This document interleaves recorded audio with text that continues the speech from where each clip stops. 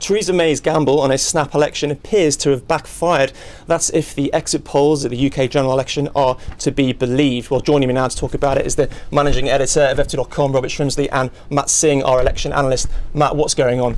Well, it's absolutely dramatic. The Conservatives seem to have gone, having expected to dramatically increase the number of seats, have actually dropped 17 seats. And if this exit poll is right, and exit polls do have a good record in Britain, they will have lost their overall majority. Robert, what are the political implications of this for Theresa May? Well, the implications of this in every sense are shattering for the British political landscape, because if these numbers are right, we have a hung parliament. So a snap election meant to deliver a landslide for Theresa May will in fact have reduced the standing of the Conservative Party, and that will all be blamed on her because she's widely felt to have run a terrible campaign. She called an election and then ran away from the campaign. It's also been a very good campaign for Jeremy Corbyn, and even yesterday people close to the Labour Party were talking about him increasing his share of the vote but not increasing his number of seats. If this is right, he's gained 30 odd seats for the Labour Party. He's really probably pushed them back into Scotland in quite a significant way. The SNP will have taken quite a big hit in Scotland. So the landscape of British politics will have changed.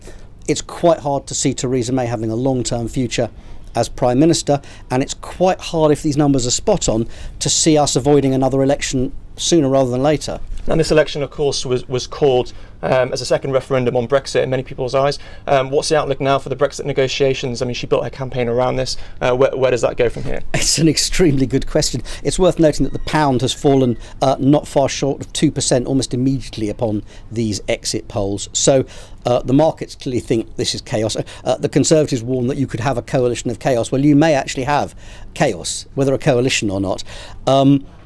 The Prime Minister is due to start negotiating with the European Union on June the 19th. We may not know who the Prime Minister is at that stage. We may not know what their position is.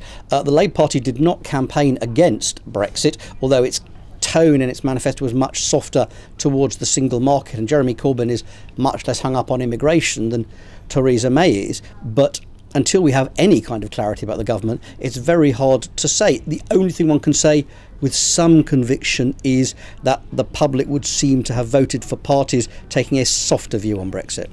We must stress that this is an exit poll, and they haven't always got it right, although they usually do in this country. I mean, how should we sort of watch things unfold as the night progresses? Well, certainly watch closely. I mean, the exit poll hasn't got the number of seats of the largest party wrong by more than 15 since 1992. So basically, we're looking at this. I mean, don't be surprised by anything in a range between 300 and 330. But are we almost certainly looking at a hung parliament?